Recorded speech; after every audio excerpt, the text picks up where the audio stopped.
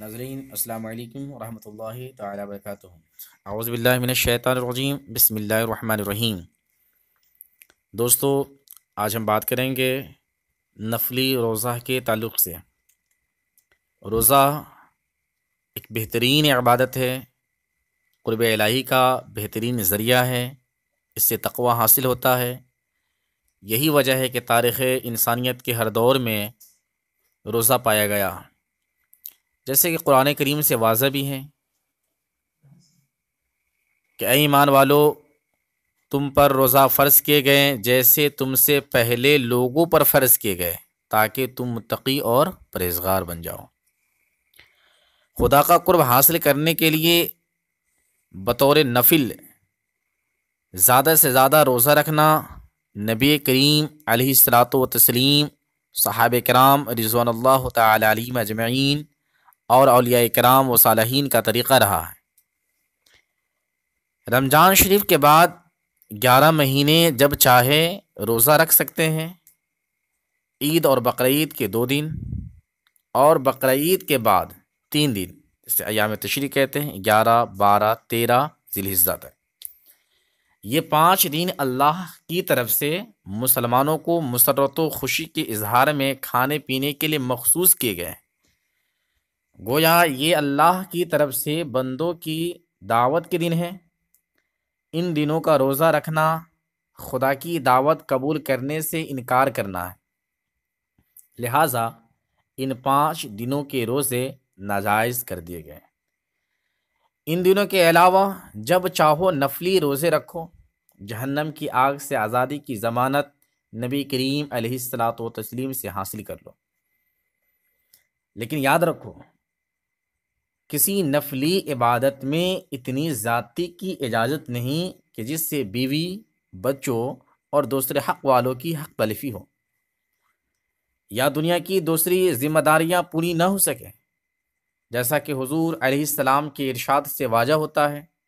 حضرت عبداللہ ابن عمر رضی اللہ تعالیٰ عنہ نے بیان کیا کہ نبی کریم علیہ الصلاۃ والتسلیم نے مجھ سے فرمایا کہ مجھے معلوم ہوا کہ تم 5 دن کے علاوہ پورے سال روزہ رکھتے ہو اور ہمیشہ ساری رات عبادت کرتے رہتے ہو۔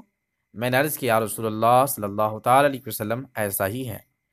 بس آپ نے فرمایا ایسا مت کرو، روزہ بھی رکھو، افطار بھی کرو، رات کو عبادت بھی کرو اور سو بھی، کیونکہ تم پر تمہارے جسم کا بھی حق ہے، اور تم پر تمہاری آنکھوں کا بھی حق ہے، اور تم پر تمہاری بیوی کا بھی حق ہے، اور تم پر تمہارے ملاقاتی کا بھی حق ہے۔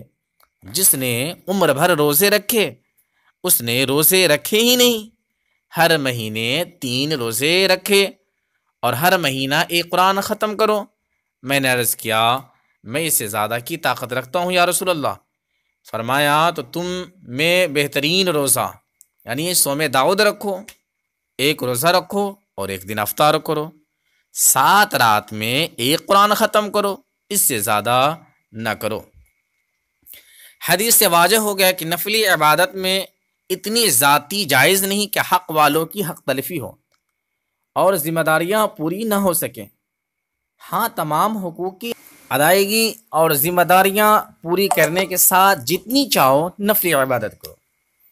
اگر مہینہ کے 3 روزے ہر مہینے پابندی سے رکھے جائیں تو یہ عمر بھر کے روزے کے برابر ہوگا۔ یہ 3 روزے ہر مہینہ 13، 14 اور 15 تاریخ کو رکھے جائیں، جیسے کہ حضور علیہ الصلاۃ والتسلیم نے حضرت ابو ذر رضی اللہ تعالیٰ عنہ کو بتایا کہ جب تم ہر مہینہ روزے رکھو تو 13ویں، 14ویں اور 15ویں تاریخ کو رکھو۔ صوم داؤد یعنی 1 دن روزہ رکھنا اور 1 دن افطار کرنا مسلسل روزے رکھنے سے افضل ہے۔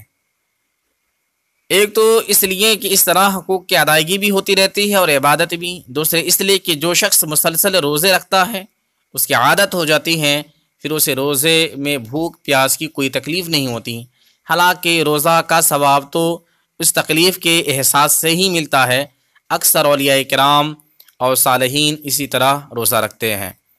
حضرت عبداللہ ابن مسعود رضی اللہ تعالیٰ عنہ کی ایک روایت سے ثابت ہے کہ حضور علیہ الصلاۃ والتسلیم ہر مہینہ پہلی 3 تاریخوں میں روزہ رکھتے تھے اور بہت کم جمعہ کے دن افطار کرتے تھے۔ یعنی اگر ہر مہینہ پہلی، دوسری اور تیسری تاریخ کو بھی روزہ رکھا جائے تب بھی ساری عمر کے روزوں کا ثواب ملے گا۔ نیز جمعہ کے دن روزہ رکھنا بھی ثواب کا ذریعہ ہے۔ عوام میں یہ غلط مشہور ہے کہ جمعہ کے دن نفلی روزہ رکھنا ممنوع ہے۔ بہرحال نفلی روزہ رکھنا تقوی و پرہیزگاری کا ذریعہ ہے، اس سے خدا کا قرب حاصل ہوتا ہے، روح کو جلا اور سکون نصیب ہوتا ہے، جسم کی صحت کے لیے بہت مفید ہے۔